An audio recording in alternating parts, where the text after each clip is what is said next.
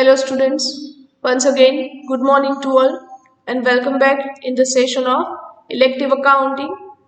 Now students, in today's session, before calculating the another sum, give the heading in your book not. તમારી બુકમાં છે એ heading આપો not and write down this one point. આ એક point છે note down કરો. Cost to branch equals to invoice price of head office. Means what? Generally ક્વેશ્ચનમાં એવા કયા ચાર ટ્રાન્ઝેક્શન હોય છે સ્ટુડન્ટ્સ કે જેમાં ગુડ્સ છે એ ઇનવોઇસ પ્રાઇસથી સપ્લાય થતો હોય. Number 1 opening stock, second closing stock, third goods sent to branch and number 4 goods returned by branch. Right? આ ચાર જ ટ્રાન્ઝેક્શન એવા છે કે જે ઇનવોઇસ પ્રાઇસથી તમને આપેલ હોય. Right?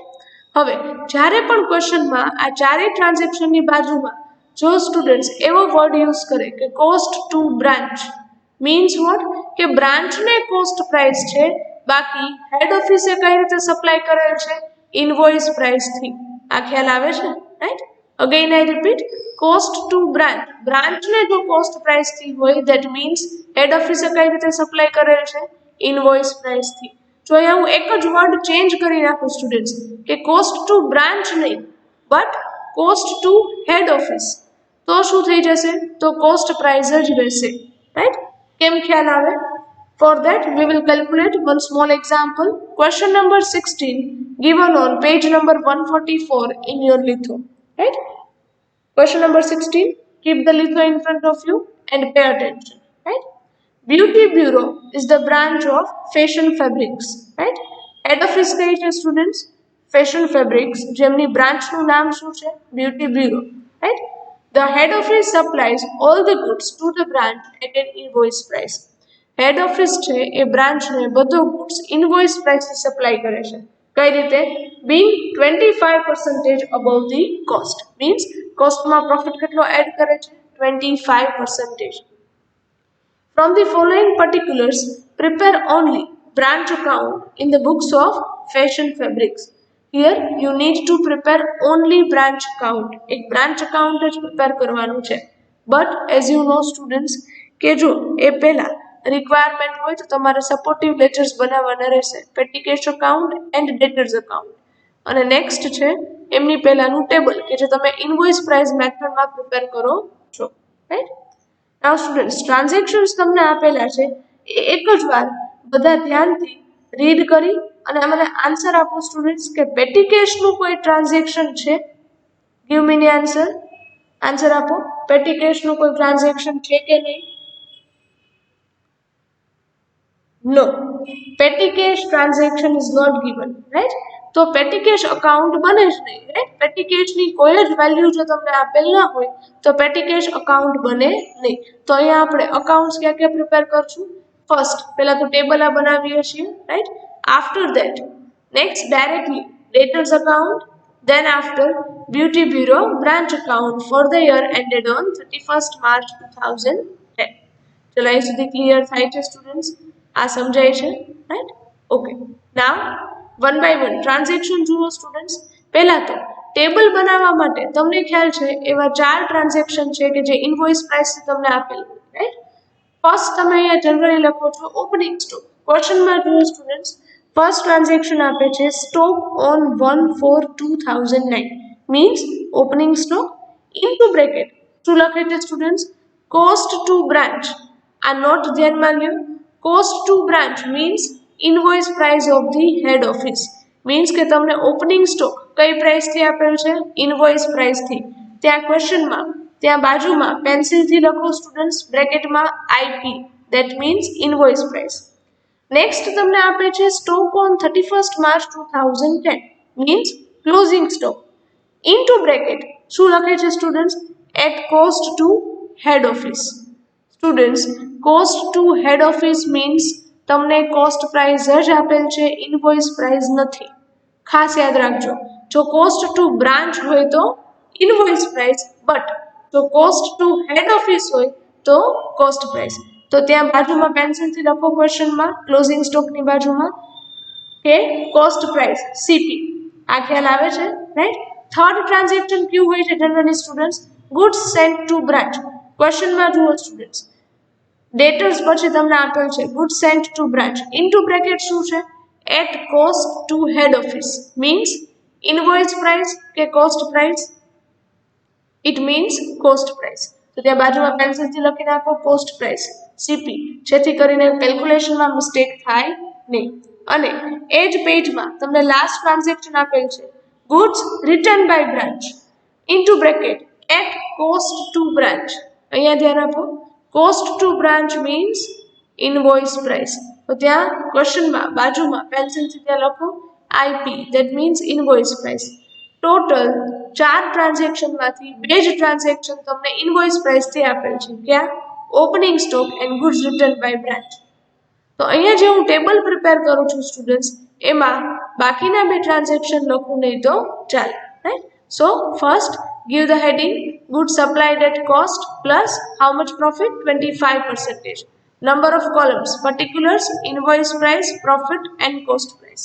Number 1 opening stock which is given at invoice price 15,000, profit કઈ રીતે મળે તો કે 15,000 multiply 25 upon 125, so profit 3,000, cost price will come 12,000 rupees.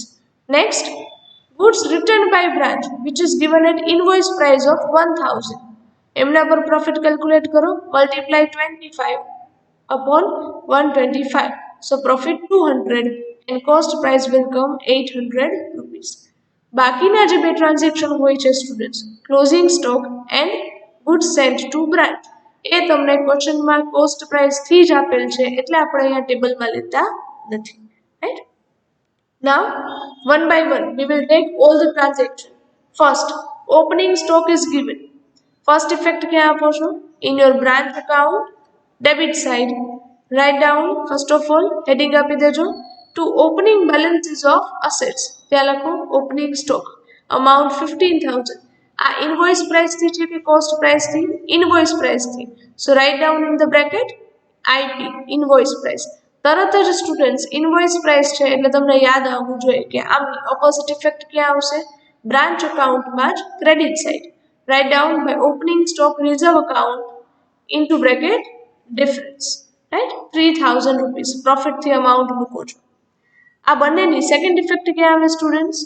In your trading account, કે જ્યાં તમે ઓપનિંગ સ્ટોક કોસ્ટ પ્રાઇસથી રેકોર્ડ કરો છો, પણ અહીંયા આવે નહીં. Next one closing stock. First effect, closing balance of asset છે, so branch account credit side, right? પહેલા તો heading આપી દેજો લાસ્ટમાં by closing balances of assets. First closing stock 5,600 rupees. Students, A cost price થી આપે છે કે invoice price થી? Cost price થી. That means કે એમાં તમારે જે opposite effect આપો છો ત્યાં debit side એ આવે નહીં. આ સમજાય છે? આ ખ્યાલ આવે છે students? Right? Next, debtors opening balance. First effect, in your branch account, debit side, assets છે તો રેકોર્ડ કરો છો debtors 10,000 rupees. Opening balance ની second effect ક્યાં આપશો? In your debtors account, debit side, write down to balance brought forward 10,000 rupees. Next one, closing balance of debtors. First effect, in your branch account, closing balance of asset છે, so credit side, લાસ્ટમાં અહીંયા જ લખું છું debtors 5,000 rupees. Closing debtors ને second effect ક્યાં આપશો? In your debtors account, credit side, by balance carry forward 5,000 rupees, right? Next, goods sent to branch. Effect ક્યાં આપશો students? In your branch account, debit side, write down to goods sent to branch. કઈ price છે students? Cost price કે invoice price?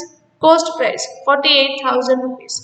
Cost price છે એટલે એમની opposite effect credit side આવે નહીં. જો ઇનવોઇસ પ્રાઇસ થી હોય તો ઇફેક્ટ આવે opposite side, right? Next, cash collected from debtors, right? First effect ક્યાં આપો છો? In your debtors account, write down credit side by cash received from debtors. But students, amount કેટલા મૂકશો? બ્રેકેટમાં તમને આપે છે this includes 4,000 written off as bad in 8-9, right? past year માં 2008-9 માં તમે જે આ બેડ ડેટ્સ હતી એ રિટર્ન ઓફ માંડીવાળી, રાઈટ? કે એના 4,000 હવે તમને રિસીવ થાય છે, તો આ તમારા માટે શું છે? Bad debt recovery.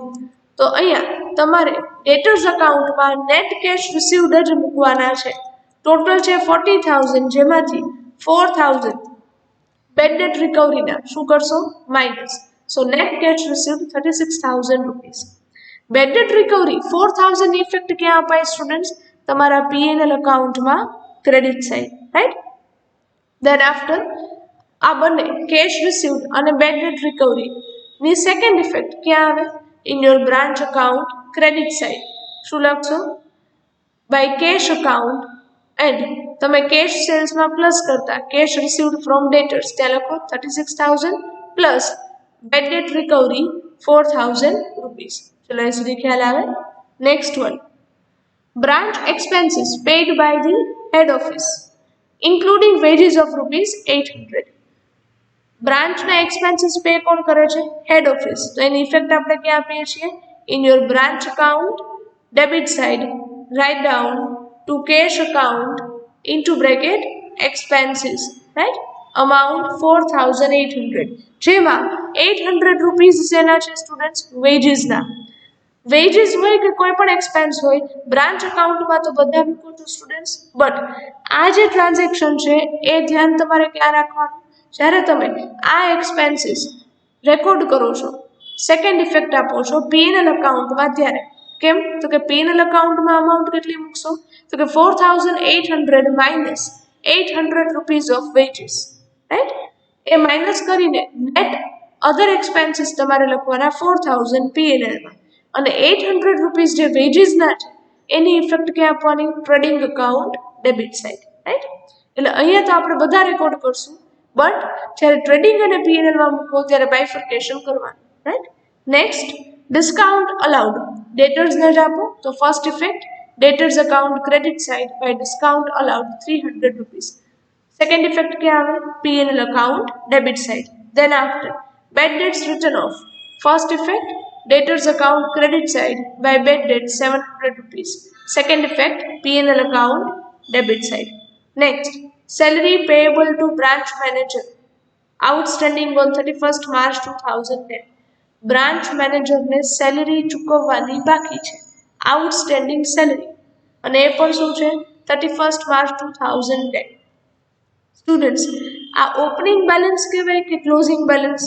Closing balance. અને અનપેઇડ સેલરી, ચૂકવવાની બાકી સેલરી, તો એ અસેટ કહેવાય કે લાયબિલિટી? લાયબિલિટી. તો અહીંયા તમને ક્લોઝિંગ બેલેન્સ ઓફ લાયબિલિટી જે આપેલ છે, જેમની ઇફેક્ટ ક્યાં આપો છો? તમારા બ્રાન્ચ અકાઉન્ટમાં ક્લોઝિંગ બેલેન્સ હોય લાયબિલિટીનું, તો ક્યાં આવે? Debit side. લાસ્ટમાં લખો છો to closing balance of liabilities, ત્યાં લખો છો આઉટસ્ટેન્ડિંગ સેલરી 1,200 રૂપીસ. આમની સેકન્ડ ઇફેક્ટ ક્યાં આવે? જો તમે પીએનએલ અકાઉન્ટ પ્રિપેર કરેલ હોય તો ત્યાં સેલરીમાં કરંટ યરના આઉટસ્ટેન્ડિંગ છે એટલે શું થાય? Plus. Next, total sales. Total સેલ્સની ઇફેક્ટ ક્યાં આપો students? In your trading account credit side તમે શું કરો છો? By sales. પછી એમાં શું લખો છો? Cash plus credit. પછી બંનેનો જે ટોટલ કરો છો સ્ટુડન્ટ્સ, ત્યાં તમારે આ અમાઉન્ટ મૂકવાની છે, એટલે અહીંયા આવે નહીં. બટ આના બેઝિસ પરથી, રાઈટ, તમને બીજી ડિટેલ્સ છે મળી શકે. Next one, goods return by the branch. Goods return by branch students, first effect original ક્યાં આવે? In your branch account credit side write down by goods return by branch 1,000 rupees. આ કઈ price છે? Invoice price, right? Invoice price હોય તો તરત જ opposite effect આપી દેવાની. To goods written by branch but amount of difference means profit 200 rupees. ચલો અહીં સુધી ખ્યાલ આવે સ્ટુડન્ટ્સ? આ સમજાય છે, રાઈટ? આ goods written by branch ની સેકન્ડ ઇફેક્ટ ક્યાં આવે students? In your trading account goods sent to branch માંથી written by branch શું કરો? માઇનસ. પણ અહીંયા આવે નહીં. ચલો ટ્રાન્ઝેક્શન ઓલમોસ્ટ બધા કમ્પ્લીટ થઈ ગયા છે, right? Right? So one by one we will close all the ledgers, right? First of all, close the debtors account. Debtors account total credit side में વધુ છે 42,000 rupees, right? So total करो and debit side minus करो students. So the credit sales will come 32,000 rupees. Credit sales is missing students. આ ખ્યાલ આવે છે, right? So this is your missing value, 32,000 rupees, right? Okay. Credit sales means second effect. Students, very important. Listen carefully. Credit sales means second effect. क्या आपको તમારા trading અકાઉન્ટમાં તમે credit side cash sales plus શું લખતા credit cells ત્યાં મૂકો છો. હવે સ્ટુડન્ટ્સ અહીંયા આપણે ટ્રેડિંગ અકાઉન્ટ નથી બનાવેલ એટલે તમને આઈડિયા નહીં આવે, બટ તમને ક્વેશ્ચનમાં ટોટલ સેલ્સ આપેલ છે, તમે અહીંયા ક્રેડિટ સેલ્સ ફાઇન્ડ આઉટ કરો છો તો તમને કેશ સેલ્સ છે મળી જાય. ટોટલ સેલ્સ છે 1 લાખ રૂપીસ, જેમાંથી તમે ક્રેડિટ સેલ્સ માઇનસ કરી નાખો 32,000, તો કેશ સેલ્સ કેટલું આવે students? Cash sales will come 68,000 rupees. Cash સેલ્સની ઇફેક્ટ તમે ક્યાં આપો છો? In your branch account credit side cash sales 68,000 rupees. આ સમજાય છે કેમ આવે છે સ્ટુડન્ટ્સ? આ ક્લિયર થાય છે, રાઈટ? ખાસ યાદ રાખજો આ અમાઉન્ટ, બરાબર?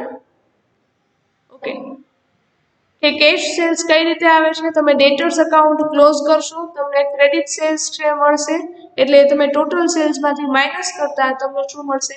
કેશ સેલ્સ, જેને તમે અહીંયા ઇફેક્ટ આપો છો. Next, now close the branch account, right? Branch અકાઉન્ટમાં પહેલા તો બધો ટોટલ છે આઉટર કોલમમાં લઈ લો. Debit side opening balance total will come 25,000 rupees, right? Then after debit side, closing balance of liability 1,200 rupees. In outer column માં લઈ લેજો. Next, closing balances.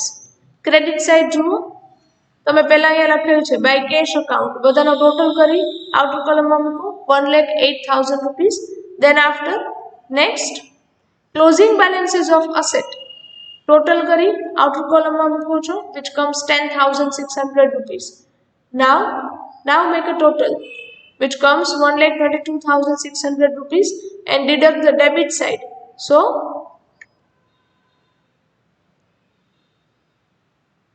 the profit will come 43,400 rupees, which will be transferred to the general P&L account, right? So અહીં સુધી ખ્યાલ આવે છે students? તમે circle કરજો ફાઇનલ પ્રોફિટ વેલ્યુ પર, રાઈટ? તો અહીંયા આ ક્વેશ્ચનમાં ન્યૂ શું છે સ્ટુડન્ટ્સ? અહીંયા મેં જે નોટ લખાવેલ છે એ ખાસ કન્સિડર કરો છો કે જ્યારે તમને અહીંયા જે ગુડ્સના જે 4 ટ્રાન્ઝેક્શન આપણે લખીએ છીએ ટેબલમાં, એમાં ક્યાંય પણ બાજુમાં જો તમને એવો વર્ડ યુઝ કરે કે cost to branch means invoice price આપેલ છે, અને જો એ વર્ડ યુઝ કરે કે cost to head office means cost price આપેલ છે. આ ખ્યાલ આવે છે students? So here with this we are ending up our this question and session as well, right? Thank you very much and have a nice day.